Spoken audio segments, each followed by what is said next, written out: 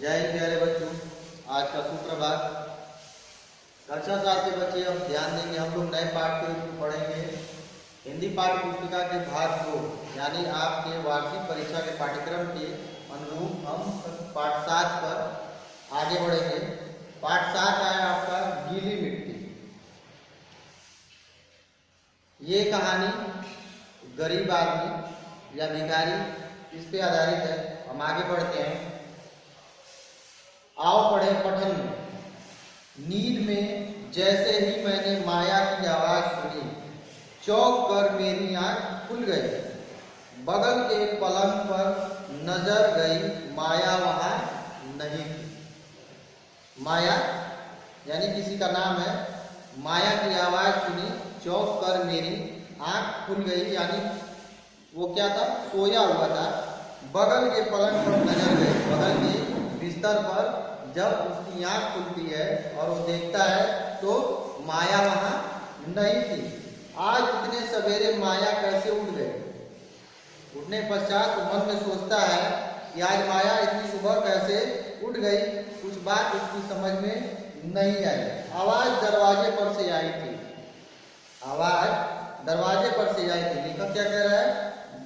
आवाज कहां से आई थी? दरवाजे पर से। मैं हड़बड़ा कर उठा, हड़बड़ा कर यानी जल्दबाजी में उठा और वहां पहुंचा तो क्या देखता हूं कि माया दरवाजा खोले खड़ी है और बाहर के बरामदे में एक दुबला पतला आदमी, बिल्कुल दुबला पतला आदमी, मझोले कद का, सिर्फ एक जरा सी लुगड़ी लपेटे।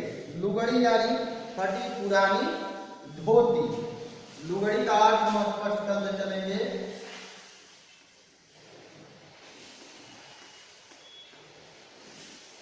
लुगड़ी यानी फटी पुरानी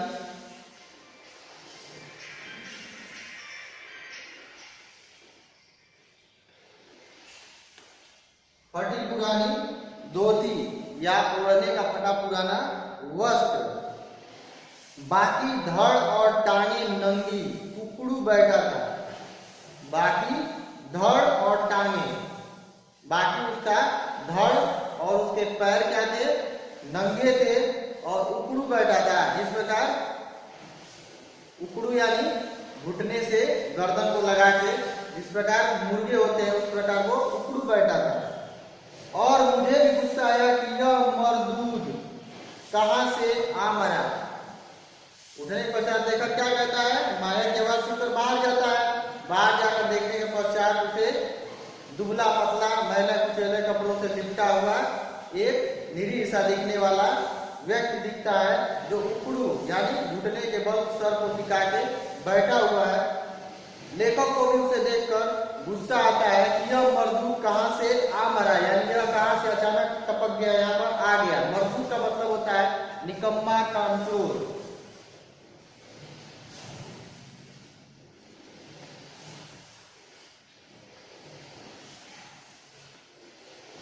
मरदूद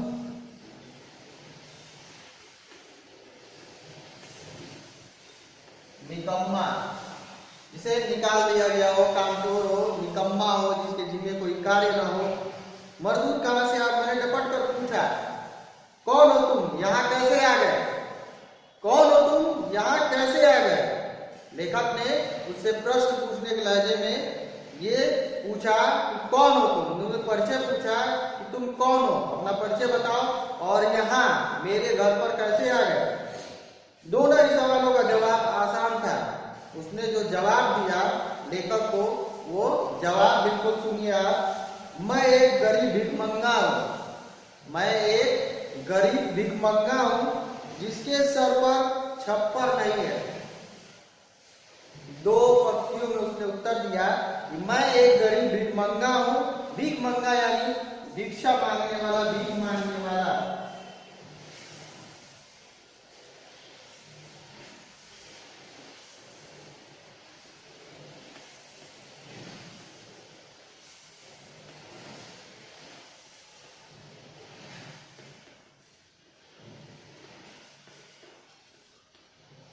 भिखमंगा यानी भिखारी, भिक्षाटन करने वाला। भिक्षा लेने वाला, भीख मांगने वाला। जी या जी नहीं, सिक्रम नहीं ली, जिसके सर पर कोई छप्पर नहीं है। या उसका जवाब क्या था? आसान था कि मैं एक गरीब भिखमंगा हूं जिसके सर पर कोई छप्पर नहीं है। या जी नहीं, सिक्रम नहीं ली, यूं ही चलकर आ गया। व्यंग वाली बात है कि जी नहीं, सिक्रम नहीं ली, यूं ही चलकर आएगा। सिक्रम यानी घोड़ा गाड़ी या टमटम, जिसमें घोड़े या खच्चर बंधे होते हैं, जो सवारी होने के कार्य में आता है। ऐसी गाड़ी को क्या शिक्रम कहते हैं। तो शिक्रम से नहीं आया, यानी घोड़ा गाड़ी या टट्टू से, मैं टमटम से नहीं आया, यूं ही चलकर आया। ठीक है, ये व्यंग है यहाँ पे, तो आप शिक्रम लिखेंगे।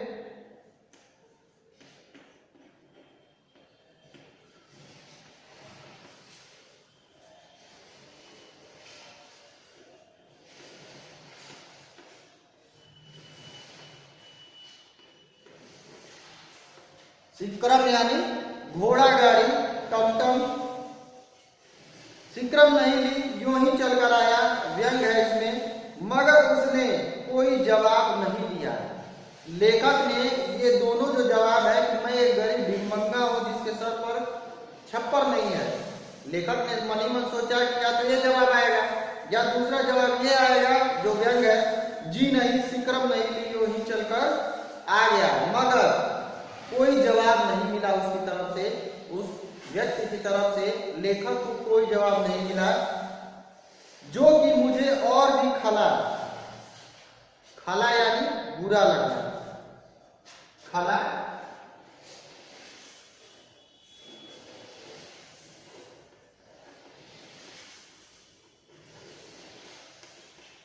खला यानी बुरा लगा। जब लेखक ने यह उम्मीद की थी कि दो जवाबों में से कोई ना कोई तो जवाब आएगा ही, लेकिन उसकी तरफ से कोई प्रत्युत्तर या कोई भी जवाब नहीं आया, जिसे देखकर लेखक को क्या हुआ, मन ही मन बुरा लगा, गुस्सा आया। और मैंने आवाज में और तेजी लाते हुए यानी आवाज और जोर से, बुलंद आवाज में कहा, बोलता क्यों नहीं, बहरा है? बोलता क्यों नहीं, बहरा है? यानी बोल क्यों नहीं रहे हो तुम, बहरे हो क्या, तुम्हें सुनाई नहीं देता? फिर भी कोई जवाब नहीं, फिर भी उधर से लेखक को कोई जवाब नहीं मिला। जवाब हो भी क्या सकता था? अगर सचमुच वह बहरा था तो जवाब क्या हो सकता था? अगर वो वाकई में बहरा है तो आप कितना भी चिल्लाए तो वो आपको जवाब क्या देगा? वो तो मुंह खड़ा रहेगा, चुपचाप गूंगा बन के खड़ा रहेगा। जब उसे सुनाई देगा तब तो आपको उत्तर देगा। तो लेखक इतना सोच रहा है अपने मन में कि वाकई अगर वो बहरा है तो जवाब क्या देगा। मगर कौन कह सकता था कि वह बहरा था ही? आजकल इस तरह के बने हुए आदमी, लेकिन कौन कह सकता है कि वह बहरा था ही? इस तरह आजकल लोग बन भी जाते हैं, अपराध करने के लिए, क्राइम करने के लिए लोग गूंगे बहरे बनकर इधर उधर घूमना या फिर एक्टिंग करना, कुछ भी लेने के लिए किसी से मांगना या भीख मांगना, तो लोग बहरे और गूंगे की एक्टिंग कर लेते हैं। लेकिन वाक्य पूरा करने से पहले ही मुझे लगा यह मैं गलत बात कर रहा हूं। लेकिन इतना सब सोचते सोचते लेखक के दिमाग में, मन में क्या हुआ, वो अपने तरफ से मानवता के नाते सोचने लगा कि मैं गलत बात सोच रहा हूँ, गलत बात कह रहा हूँ। बने हुए आदमी दिन के वक्त भेष बनाकर भीख मांगा करते हैं, इस तरह रात को किसी के बरामदे में आकर सो नहीं जाते। लेखक ने सोचा कि बने हुए आदमी यानी गूंगा बहरा बनकर नाटक करके भीख मांगने वाले आदमी जो होते हैं, भेष बनाकर दिन में भीख मांगते हैं, रात को किसी के बरामदे में आकर चुपचाप सो नहीं जाते रात बिताने के लिए। जाड़े की ऐसी रात में, वो भी जाड़े की ऐसी ठिठुरती रात में चुपचाप बरामदे में आकर सोना। और मेरा ध्यान उसके ओढ़ने बिछौने पर गया। लेखक का ध्यान किस पे गया? ओढ़ने के लिए जो उसके पास चादर या वस्त्र था, बिछौने यानी जिसको जमीन पर बिछा कर वह सोया था, उस पर उसकी नजर गई लेखक की। बिछौना, बिछौना जमीन पर जो बिछा कर सोते हैं बिस्तर लगा के, उसके बारे में बात हो रही है। निखारी जमीन और टाट के घिसे हुए पौने गज के टुकड़े से बना ओढ़ना। निखारी जमीन, निखारी यानी जिससे जमीन का हिस्सा दिख रहा है, बिछाने के बाद फटी हुई इसे जमीन का हिस्सा दिख रहा हो।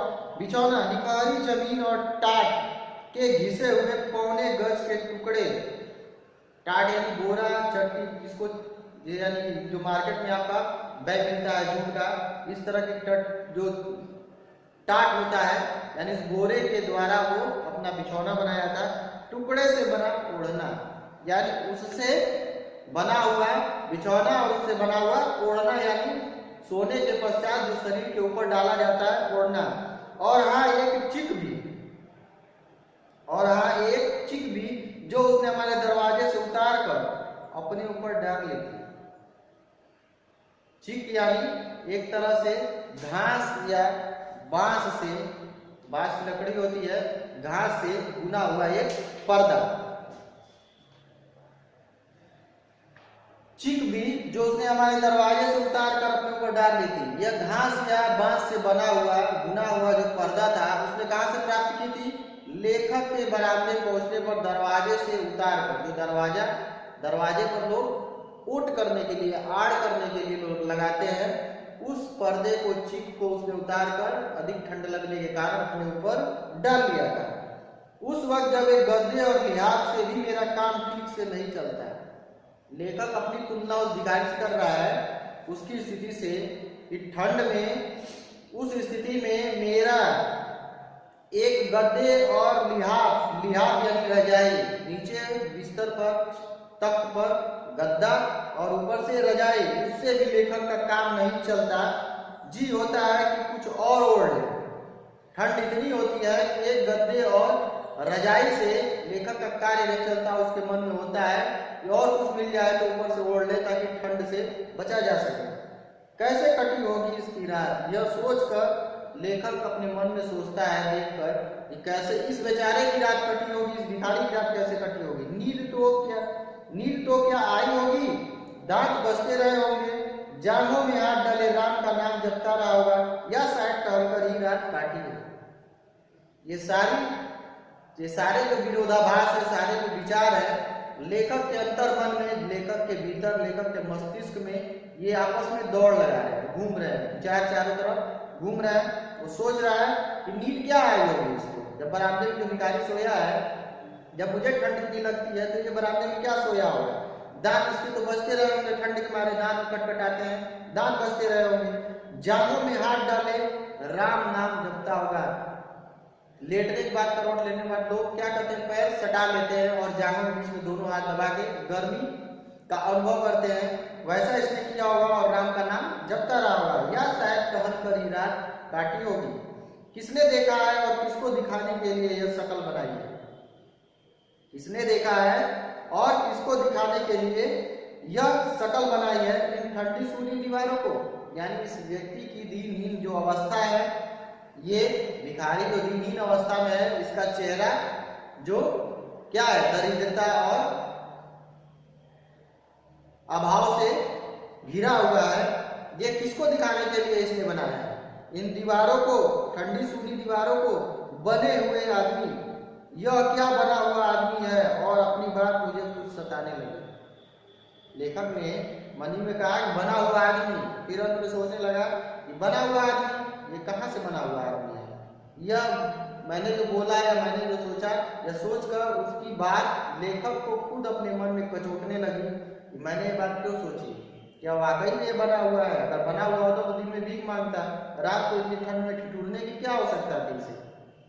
मगर उस आदमी को इस समय की मेरी आत्म पीड़ा से उतना ही कम प्रयोजन था। प्रयोजन मीन्स अभिप्राय, मतलब, काम। प्रयोजन मीन्स क्या होता है?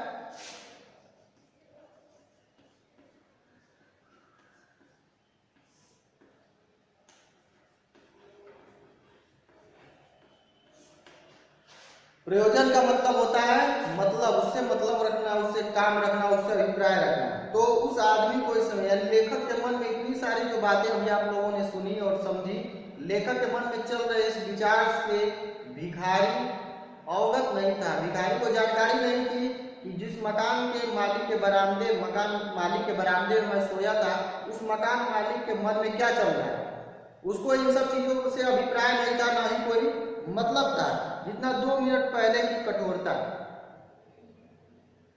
लेखक ने बाहर निकलते ही जितनी कठोरता से उससे 2-3 प्रश्न किए, तो भिखारी अब उसको देखेगा ना। आप जो मुंह से अपने सामने वाले को जब बोलेंगे तो वो उसके बारे में विचार करेगा कि आप कैसे व्यक्ति हैं, आप किस तरह बात कर रहे हैं। लेकिन आप बोलने के बाद पछताते हैं, अपने मन के अंदर ही अंदर उड़ते हैं, अपने विचारों से ही आपको चोट पहुंचे, आपकी बातों से स्वयं आपको बाद में चोट पहुंचे, ये बात उस सामने वाले को कैसे पता चलेगी? वो तो अंतर्यामी है नहीं। तो 2 मिनट पहले कठोरता की टूटे हुए हाथों से चीख को दरवाजे पर टांगने के बाद वह अब कच्चे पपीते के बीच जो बिखरे हुए थे बटोर कर एक जगह कर रहा था।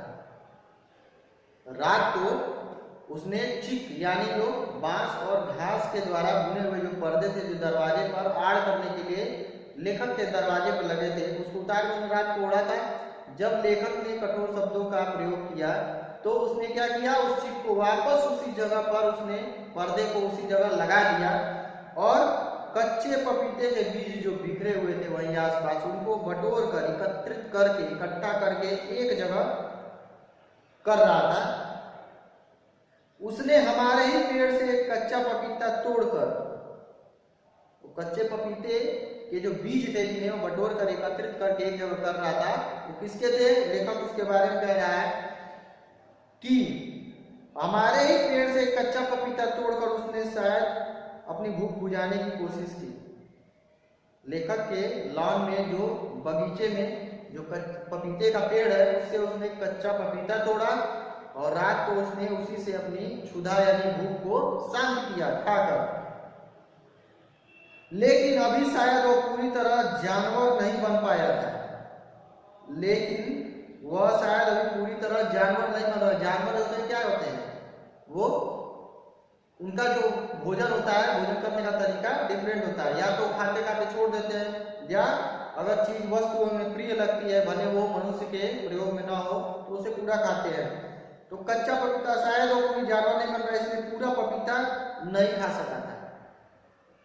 यहाँ इसी बात से आशा है कि अभी वो पूरा जानवर नहीं बना था।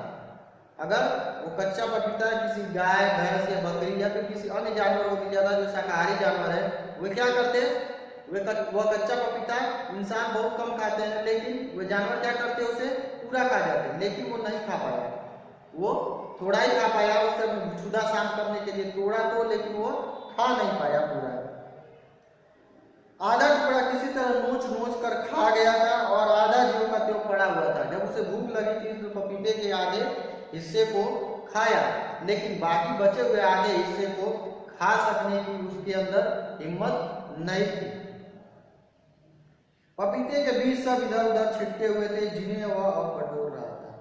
खाने के क्रम में, पपीते को काट के खाने के क्रम में जो भी उसके अंदर बीज होते हैं, वो बीज क्या थे? इधर उधर बिखरे हुए थे और उन सबको सफाई के साथ सहेज रहा था मकान मालिक के बोलने के पश्चात। पता नहीं क्यों इसे इस बात का ख्याल आया, वह यह भी सोच सकता था कि जिसका घर है वह सफाई करवा लेगा। मतलब खाने के पश्चात, रात बिताने के पश्चात उसके दिमाग में यह एक भलमानसाहत आई, उसके अंदर एक भला विचार आया कि मैंने जो पपीता खाया है उसके बीज नीचे गिरे हुए हैं, उनको मैं क्या करूं?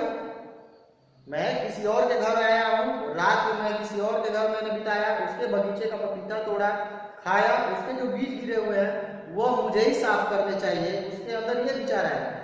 वह चाहता तो लेखक के बोलने के पश्चात उठ के जा सकता था, जिसका घर है वो साफ करे, लेकिन उसके अंदर ये विचार आया कि नहीं, ये बीज मेरे द्वारा जमीन पर बिक रहे हैं, इसलिए इन्हें साफ नहीं करूंगा। मगर नहीं, वह जानवर नहीं है। यहाँ लेखक उसकी तुलना किससे? इंसानों और जानवरों से कर रहा है कि मगर नहीं, वह जानवर नहीं है। जानवर जिस तरह खाकर वह छोड़कर चले जाते हैं, ये उसके अंदर ये कार्य नहीं है कि सफाई का उसे कोई ख्याल ना हो।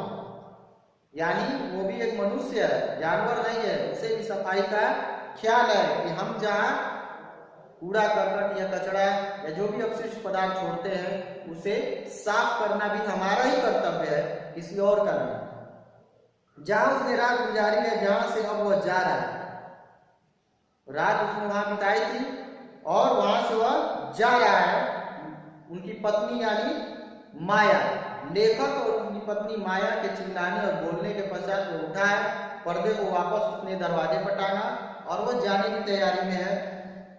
जहां से वो जा रहा है उस जगह को गंदा करके वो जाना नहीं चाहता। ये उसके अंदर एक अच्छा गुण है कि वह जहां उसने रात बिताई, अपने द्वारा रात्रि में उसने जो भी चीजें की वापस उन जगहों को व्यवस्थित करके साफ सुथरा करके वो जा रहा है, भले उसे अगली रात यहाँ गुजारने को मिले या न मिले।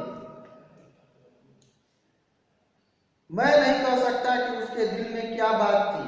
हो सकता है बस इतनी ही बात रही हो कि यह सब गंदगी साफ कर दो, नहीं तो साहब नाराज होंगे। लेखक कह रहा है कि उसके मन के भीतर क्या चल रहा है ये मुझे नहीं पता। तो लेखक अपने तरफ से ये कल्पना कर रहा है कि हो सकता है कि उसके मन में ये विचार आया हो कि मैंने रात बिताया या गंदा करके जा भी रहा हूं, तो साहब को गुस्सा आएगा इससे पहले कि गंदगी को साफ कर दिया और अपने नौकर को बुलाकर 10-5 लाख घूसे लगवा देंगे। लेखक ये सब लेखक सोच रहा है कि उसने शायद ये सोचा हो कि मैं जिस मकान मालिक के बरामदे में रात बिताई वहां गंदा करके अगर मैं जाऊंगा, साफ करके नहीं जाऊंगा, तो ये अपने नौकर को बुलाकर 10-5 लाख घूसे लगवा देंगे, यानी पिटवा देंगे। लात और घूसों से, लात और हाथों से पिटवा देंगे। जो भी बात उसके दिल में आई हो, लेखक सोच रहा है कि खैर जो भी बात उसके मन में आई हो और जो भी उसके पहले के तजुर्बे रहे हो, तजुर्बे यानी अनुभव,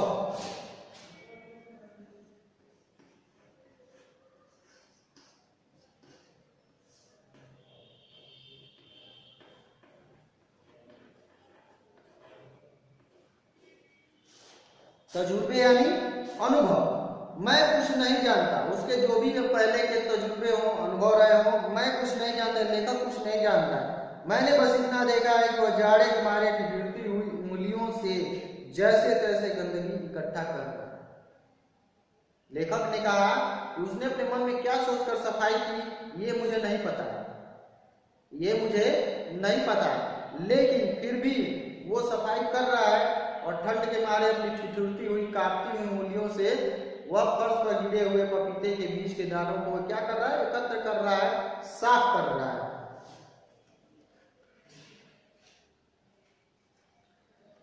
पता नहीं कैसे कैसे लोगों से उसका पाला पड़ता होगा, क्या क्या उस पर बीतती होगी, दुनिया को वह कैसा समझता होगा। आज इंसान जिस तरह तरक्की करता हुआ हजारों साल पीछे पहुंच गया है, जबकि वह पहाड़ की गुफाओं और जंगलों में रहता था और इसी तरह नंगा घूमता था, शायद इसी तरह कच्चे पपीतों पर बसर करता था। इस तरक्की में इस आदमी का क्या हाथ है और मुझे पता नहीं क्यों उस पर बेहद तरस आया। पता नहीं कैसे कैसे लोगों से उसका पाला पड़ता होगा। पाला कुछ होता है सामना करना।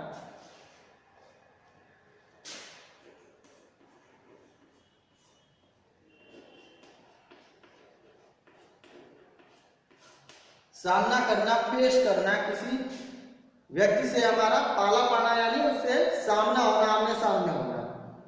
क्या क्या उस पर बीतती होगी, कैसे कैसे लोगों से उसका सामना होता होगा। लोग उसे दुत्कारने वाले भी मिलते होंगे, कोई उसे प्रेम से 2 रोटी देने वाला भी मिलता होगा। क्या क्या उस पर बीतती होगी, उस समय उसके मन में अनुभव क्या क्या होते होंगे, कड़वे अनुभव होते होंगे, मीठे अनुभव होते होंगे। दुनिया को वह कैसा समझता होगा, दुनिया को वह कैसा समझता होगा। जो उसके साथ अच्छा व्यवहार करता होगा वह दुनिया को भी उसी समान देखता होगा। कभी कभी लोग उसे दुत्कारते होंगे, भगाते होंगे, तो वह दुनिया को भी इसी प्रकार समझता होगा। यानी विचारों के उतार चढ़ाव उसके मन में होते होंगे। आज इंसान जिस तरह तरक्की करता हुआ हजारों साल पीछे पहुंच गया है, आज इंसान यानी मानव तरक्की करता हुआ क्या है, कई साल आगे की ओर बढ़ गया है। हम विकास के रास्ते पर बहुत आगे निकल चुके हैं, जबकि वह पहाड़ की गुफाओं और जंगलों में रहता था और इसी तरह नंगा घूमता था। यानी जो हमारे पूर्वज थे, आज मानव, वे क्या थे, इसी तरह मकान में नहीं रहते थे। वे कहाँ रहते थे, जंगलों, पहाड़ों, पर्वतों, नदियों, गुफाओं में रहते थे और जंगलों से ही वे अपने लिए खाने और भोजन की सामग्री को इकट्ठा करते थे और वहीं पे अपना जीवन यापन करते थे, रात बिताते थे और इसी प्रकार वे फटे पुराने पत्तों से अपने शरीर को ढककर नंगे अधनंगे इसी तरह वो रहते थे, अपना जीवन यापन करते थे, घूमते थे और विचरते थे। अभी के समान उस समय लोगों के पास न वस्त्र थे और न रहने को इस तरह के पक्के मकान। शायद इसी तरह कच्चे पपीतों पर वह भी बसर करता हो। लेखक पूर्वजों के बारे में कह रहा है कि आज मानो जिस तरह इस भिखारी को देखा उसने कि ये कच्चे पपीते को आधा खाया आधा फेंक दिया, उसी प्रकार ये भी सोच रहा है लेखक कि हमारे जो पूर्वज होंगे इस भिखारी के समान ही अर्धनग्न या नग्न अवस्था में पर्वत पहाड़ों पठारों या फिर जंगलों गुफाओं में रहते होंगे और इसी तरह कच्चे पपीतों के फलों को या फिर अन्य कच्चे फलों को इसी तरह वो खाते होंगे और अपने जीवन को बिताते होंगे। इस तरक्की में इस आदमी का क्या हाथ है, इस तरक्की में इस आदमी का क्या हाथ है और मुझे पता नहीं क्यों उस पर बेहद तरस आया। लेखक को उस भिखारी की स्थिति पर तरस आया, यानी दया, तरस यानी दया।